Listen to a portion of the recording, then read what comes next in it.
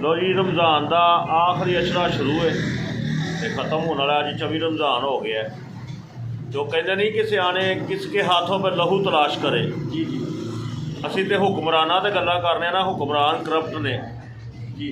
हाँ जी, तो असी सारे आप ही करप्ट हाँ। सही गल, असी आप ही नहीं ठीक। सही कह रहे। रेहड़ी वाला एक आम आदमी जिन्होंने असी गरीब तबका, सब तो थल्ले तबका माड़ा आदमी गिनिया जाता रेहड़ी वाला। जी जी वो रेहड़ी वाला ही भैड़े नहीं माफ़ करता, उन्हें उत्ते सब तो अच्छे दाने लाए होंगे ने।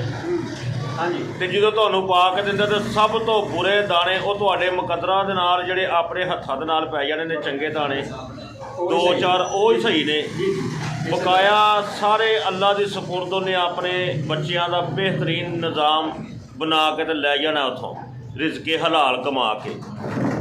जे एक रेहड़ी वाला करप्ट हो सकता है, एक दुकानदार करप्ट हो सकता है कि दुकानदार भी जिहड़ा ना वो इत्थों पुछ लो वो की रेट है, वो चीज़ 2 रुपये की है, अगली दुकान तो पुछ लो चीज़ 4 रुपये की, उस तो अगे पुछ लो तो 5 रुपये की है।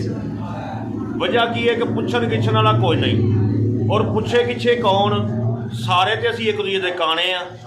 मून साहब असी सारे तो काने हो गए हैं एक दूजे के, साढ़े सारिया के मूँह नूं हराम लग गया है ना, जड़ा असी बदनाम करन डे आ। और वेखो कैसी गल है कि रमज़ान के महीने विच हर बंदे ने छुरी तेज की है, कपड़ा जुत्ती फ्रूट सब्जी। इधर यूरोप में लो उन्होंने कोई दिन त्योहार होता ना, महीना 2 दिन ही उत्थे हर चीज सस्ती। ते साडे अलहमदुलिल्लाह रोजे भी रखते हैं, हज भी करते हैं, नमाज़ा भी पढ़ते हैं, लोगों के हक भी खाई जाते हैं। ठीक है ना? वो कहते भी कोई नहीं दिंदे, ते बाहर तक ही हाजी साहब की लगी होगी। ओ कहते नहीं हज भी कीती जाना है ते लहू भी पीती जाना है हैं, और बंदे दे आ पुत्रा तो की कीती जाना है।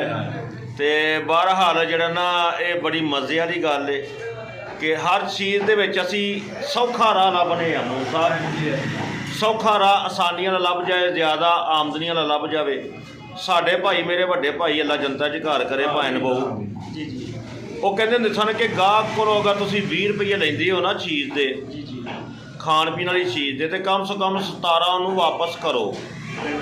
एक शामी बनाना ना मैं, तो कहता ही कि शामी दे तू 20 रुपये लेना है तो कम से कम 17 रुपये उन्होंने वापस कर, उन्होंने पता लगे कि मैं कोई चीज़ लैके गया वा।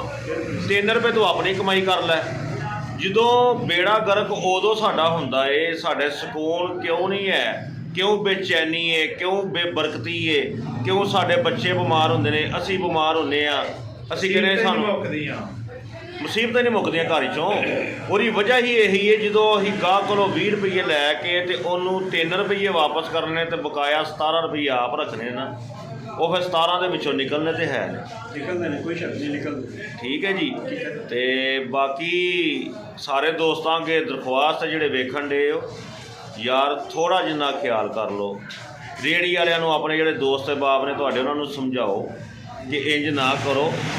नबी पाक सल्लल्लाहु अलैहि वसल्लम की एक हदीस मुबारक है, आपने फरमाया कि एक चीज़ अगर तुसीं वेचण डे हो ना, उहदे च नुक्स है, तो तुसीं किसी नूं दसो कि भाई इहदे च ए नुक्स ही, दिल करदा ही तो लै जा। अगर तुसीं नहीं दस्सिया तो उस समझ लो तुहाडी चीज़ के पैसे भी हराम जुमरे च आ गए ने, और तुहाडी मुनाफा भी हराम जुमरे च आ गया। तो असीं नहीं वेखदे कि यार ये निक्कियां निक्कियां चीज़ां ने जिहड़ियां सानूं सोचनियां चाहिदियां, करनियां चाहिदियां ने, तो इंज नहीं होना चाहिए। बाकी अपना ख्याल रखना, अल्लाह तुहानूं अपनी हिफ्ज़ो मान च रखे। अस्सलाम वालेकुम।